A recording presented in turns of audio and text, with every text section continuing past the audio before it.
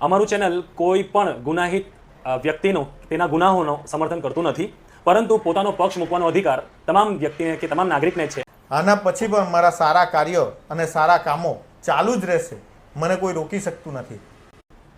તે લોકોને જો પૂરેપૂરું એ હોય, ધ્વજવંદનનો અધિકાર હોય, તો પછી મેં કેમ નથી કરી શકતો? જે રીતે આ લોકો મને સામાજિક બહિષ્કાર કરવા માંગે છે, મને સમાજમાં ઉઠવા દેવા નથી માંગતા, એનો જવાબ મારો કાનૂન, મારો ન્યાયપાલિકા આપશે એ લોકોને. જય હિન્દ દર્શક મિત્રો, આપ જોઈ રહ્યા છો વાવ ન્યૂઝ ગુજરાત. આપણી સામે જે બેઠા છે હાલ, તેમને મને નથી લાગતું કે કોઈ પરિચયની જરૂર છે. થોડા સમય પહેલાં 15 ઓગસ્ટના દિવસે ધ્વજવંદન કરવા માટે જે વ્યક્તિનું નામ સોશિયલ મીડિયા પર વારે વારે જોતા હતા, અને વલસાડ કે વલસાડની બહાર સોશિયલ મીડિયા યુઝ કરનારા ઘણા બધા એવા લોકો છે કે જેમની ફીડમાં આ વ્યક્તિ વારે વારે આવ્યા હતા.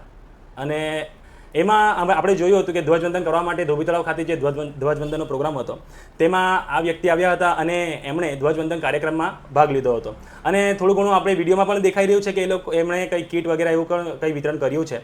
આપણી સામે બેઠા છે આસિમ શેખ, જેમના વિશે ધ્વજવંદન પછી કેટલાક સોશિયલ મીડિયા પર કે પેપર કટિંગમાં એમનું એવું લેખ હતું કે જેમાં એમના ઉપર દારૂના કેસો કે પછી ધાકધમકીના, ખંડણીના જેવા બધા ગુનાઓના આરોપ લગાવવામાં આવ્યા હતા.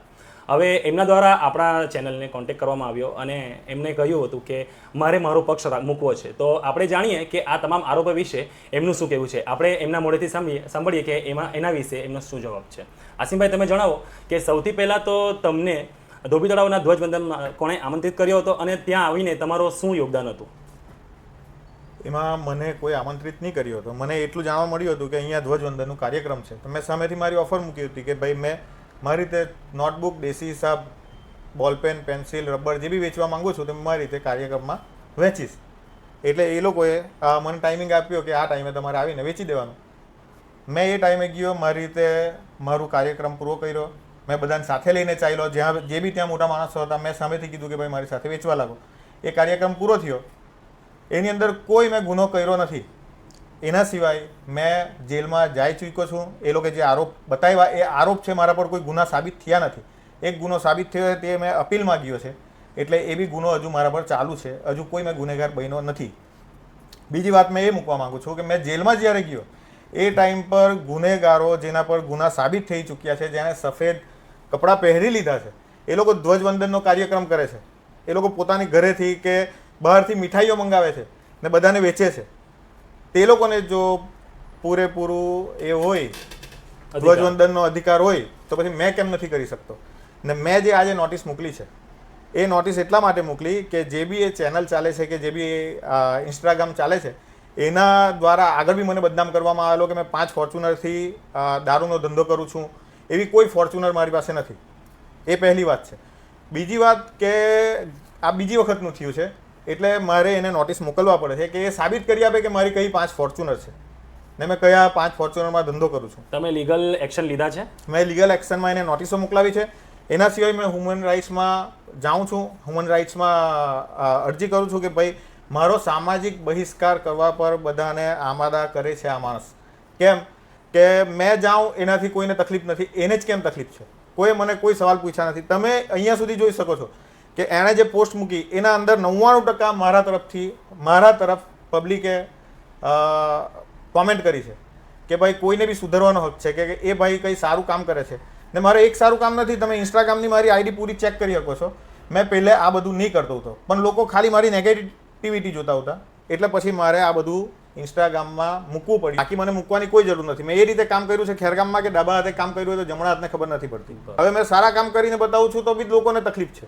તમે કોમેન્ટની અંદર વાંચો, હિન્દુ મુસ્લિમ જે બી હોય એ મારા તરફથી બોલે છે કે આ ભાઈ સારું કામ કરે છે. એણે ધોબી તળાવમાં જે ઘરો ડૂબી ગયા હતા જ્યારે પહેલો વરસાદ પડ્યો જોરદાર, એ ટાઈમે મેં જઈને જમવાનું વેચ્યું છે.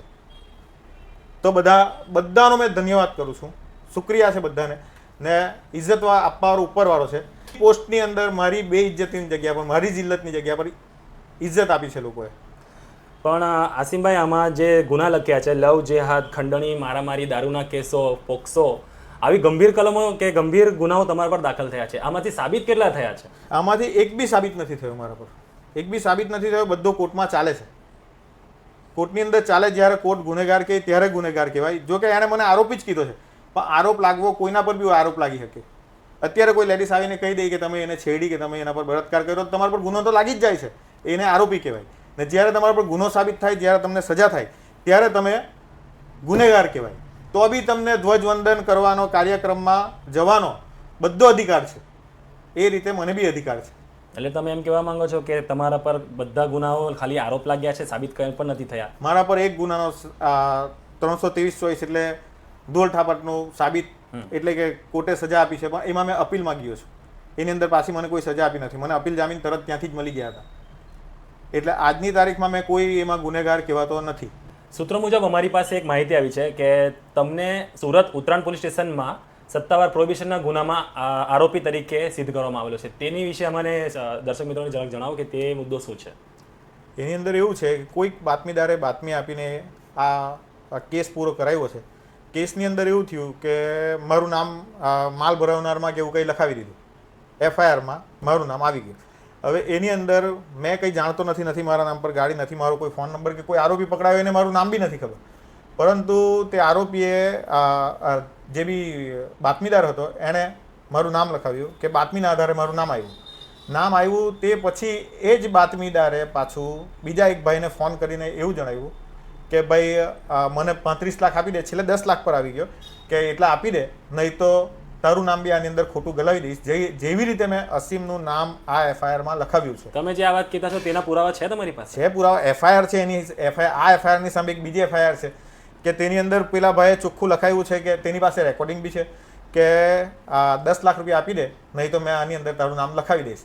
તો એણે એ બી કોઈ પત્રકાર કે કોઈ છે એના ઉપર બી આ 10 લાખની ખંડણીનો આરોપ લાગ્યો. FIR થઈ અંદર ગયો ને જામીન પર છૂટીને બહાર આવ્યો છે. એટલે એ રીતે મારું નામ એની અંદર આવેલું હતું. તો એ જ FIRની અંદર મેં કમિશનર, સુરત શહેર કમિશનર સાહેબશ્રી, ઉત્તરાયણ પોલીસ સ્ટેશન અને DG ઓફિસ, DG સાહેબશ્રીને અરજી આપી ચૂક્યો છું મારી વાઈફના નામથી કે મેં આમાં આરોપી બનતો નથી, કે મેં જ્યાં હું તો એનું ઠેકાણું આપ્યું છે ને આની અંદર કોઈ બી વ્યક્તિ, કોઈ બી આરોપી મારી સાથે કોઈ લાગતો વરખતો નથી, કોઈને ઓળખતો નથી. એ રીતે અરજી આપી છે. એનો જવાબ હજી આવવાનો બાકી છે. એનો જવાબ આવી જાય પછી હું આરોપી કે કહેવાઈ શકું એની અંદર બી. તો આસિમભાઈ, તમે જે રીતે કહો છો કે મને સોશિયલ મીડિયા પર બદનામ કરવામાં આવ્યો છે અને મેં લીગલ એક્શન પણ લીધું છે, તો તમને લાગે છે કે તમને ન્યાય મળશે? મને મારા દેશના, મારા રાજ્યના કાનૂન પર, સરકાર પર અને સંવિધાન પર પૂરેપૂરો ભરોસો છે કે મને પૂરેપૂરો ન્યાય મળશે. જે રીતે આ લોકો મને સામાજિક બહિષ્કાર કરવા માંગે છે, મને સમાજમાં ઉઠવા દેવા નથી માંગતા, એનો જવાબ મારો કાનૂન, મારો ન્યાયપાલિકા આપશે એ લોકોને. અને મેં આની અરજી એક હ્યુમન રાઇટ્સમાં બી કરી છે કે એ લોકો મારો સામાજિક બહિષ્કાર કરવા માંગે છે, એનો જવાબ બી એ લોકોએ આપવો જ પડશે. ને એક બીજી વાત કહેવા માંગુ છું આપ સૌના માધ્યમથી કે જે રીતે આપે મારા એની રીલની કોમેન્ટમાં મારા તરફે બોલીને મને પ્રોત્સાહન આપ્યો છે, પ્રોત્સાહન કર્યો છે, એના લીધે આના પછી પણ મારા સારા કાર્યો અને સારા કામો ચાલુ જ રહેશે. મને કોઈ રોકી શકતું નથી. Thank you. ખૂબ ખૂબ આભાર. તો મિત્રો, આપણે જોયું કે આ આસિમ શેખ જેમણે પોતાનો પક્ષ રાખ્યો છે. અમારું ચેનલ કોઈ પણ ગુનાહિત વ્યક્તિનો, તેના ગુનાહોનો સમર્થન કરતું નથી, પરંતુ પોતાનો પક્ષ મૂકવાનો અધિકાર તમામ વ્યક્તિને કે તમામ નાગરિકને છે. જય હિન્દ, જય ભારત. વાવ ન્યૂઝ ગુજરાત.